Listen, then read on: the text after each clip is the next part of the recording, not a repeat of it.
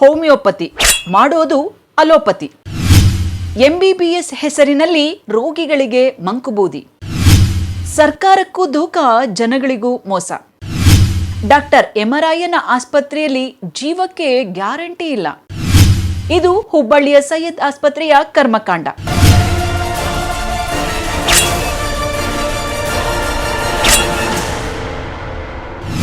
ಹದಗೆಡುತ್ತಿರುವ ಆರೋಗ್ಯದ ನಡುವೆ ನಗರದಲ್ಲಿ ನಾಯಿ ಕೊಡೆಗಳ ಹಾಗೆ ದವಾಖಾನೆ, ಮಲ್ಟಿ ಹಾಸ್ಪಿಟಲ್ಸ್ಗಳು ತಲೆ ಎತ್ತಿ ನಿಲ್ಲುತ್ತಿವೆ.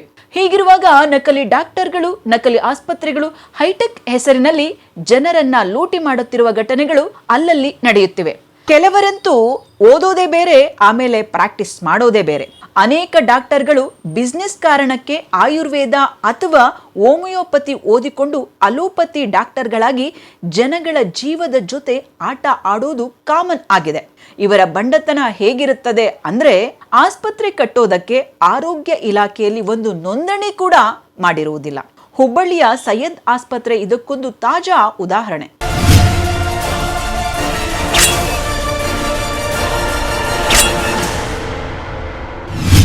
ಇರುವುದು BHMS ಸರ್ಟಿಫಿಕೇಟ್. ಆದ್ರೆ MBBS ಡಾಕ್ಟರ್ ಎಂದು ಹೇಳಿ ಫುಲ್ ಹಗಲು ದರೋಡೆಗೆ ಇಳಿದಿದ್ದಾರೆ ಇವರು. ಪ್ರಮುಖವಾಗಿ ಆಸ್ಪತ್ರೆ ನಡೆಸಲು ಆರೋಗ್ಯ ಇಲಾಖೆ ವತಿಯಿಂದ ಅನುಮತಿ ಪತ್ರ ಪಡೆದಿರಬೇಕು. ಯಾವ ಜಾಗದಲ್ಲಿ ಆಸ್ಪತ್ರೆ ನಡೆಸುತ್ತಾರೋ ಅದರ ಬಗ್ಗೆ ದಾಖಲೆ ನೀಡಬೇಕು. ಹಾಗೂ ಅವರ ವಿದ್ಯಾಭ್ಯಾಸದ ಬಗ್ಗೆ, ಆಸ್ಪತ್ರೆ ನಡೆಸುವ ರೀತಿ, ಯಾವೆಲ್ಲ ಸೌಕರ್ಯ ನೀಡುತ್ತಾರೆ ಎಂಬುದರ ಬಗ್ಗೆ ಸಂಪೂರ್ಣ ಮಾಹಿತಿ ಸಂಬಂಧಪಟ್ಟ ಇಲಾಖೆಗೆ ದಾಖಲೆ ಸಮೇತ ನೀಡಬೇಕು. ಆದರೆ ವಾಣಿಜ್ಯ ನಗರಿ ಹುಬ್ಬಳ್ಳಿಯಲ್ಲಿ ಕೆಲ ವೈದ್ಯರು, ಅದರಲ್ಲೂ ಹಳೆ ಹುಬ್ಬಳ್ಳಿ ಭಾಗದಲ್ಲಿ ಸರ್ಕಾರದ ಕಣ್ಣಿಗೆ ಮಣ್ಣೆರಚುವ ಕೆಲಸ ಮಾಡಿರುವ ವೈದ್ಯನೋರ್ವ ಆಸ್ಪತ್ರೆ ನಡೆಸಲು ಅನುಮತಿಯೇ ಪಡೆಯದೆ ಮಲ್ಟಿ ಸ್ಪೆಷಾಲಿಟಿ ಆಸ್ಪತ್ರೆ ಓಪನ್ ಮಾಡಿದ್ದಾನೆ. ಹೇಳಿ ಕೇಳಿ ಈತ ಮೊದಲೇ BHMS ವೈದ್ಯ.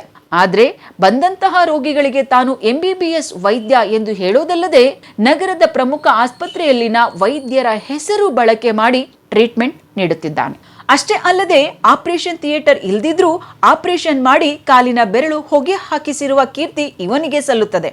ಈತನ ಮಹಾನ್ ಕೆಲಸ ನೋಡಿಯೇ ಈ ಹಿಂದೆ ಈತ ಕೆಲಸ ಮಾಡುತ್ತಿದ್ದ ಆಸ್ಪತ್ರೆಯಿಂದ ಹೊರ ಹಾಕಿದ್ದರು.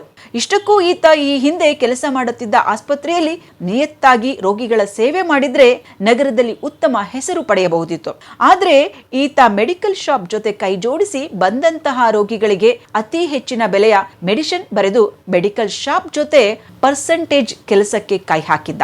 ಇದರ ಬಗ್ಗೆ ತಿಳಿದ ಆಸ್ಪತ್ರೆ ಮುಖ್ಯಸ್ಥರು ಈತನಿಗೆ ಗೇಟ್ ಪಾಸ್ ಕೊಟ್ಟು ತಮ್ಮ ಆಸ್ಪತ್ರೆಯ ಮರ್ಯಾದೆ ಉಳಿಸಿಕೊಂಡಿದ್ರು.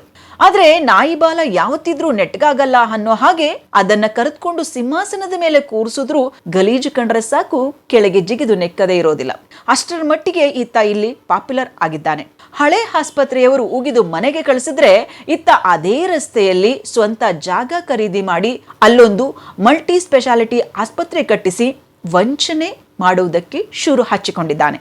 ಮೊದಲೆಲ್ಲ ಮೆಡಿಸಿನ್ ಜೊತೆ ಆಟವಾಡುತ್ತಿದ್ದ, ಆದ್ರೆ ಈಗ MBBS ಡಾಕ್ಟರ್ ಅಂತ ಹೇಳಿಕೊಂಡು ಆಪರೇಷನ್ ಮಾಡುವ ಕೆಲಸಕ್ಕೂ ಕೈ ಹಾಕಿದ್ದಾನೆ. ಈತನ ಕರ್ಮಕಾಂಡಗಳು ಇಷ್ಟೇ ಅಲ್ಲ, ಮುಂದಿನ ಭಾಗದಲ್ಲಿ ಇವನ ಸಂಪೂರ್ಣ ಮಾಹಿತಿ ಬರಲಿದೆ. ಈತ MBBS ಡಾಕ್ಟರ್ ಅಂತ ನಂಬಿಕೊಂಡು ಈತನಿಂದ ಕಾಲಿನ ಬೆರಳು ಕಳೆದುಕೊಂಡ ಯುವಕನ ಪರಿಸ್ಥಿತಿ ನೀವು ನೋಡಲೇಬೇಕು.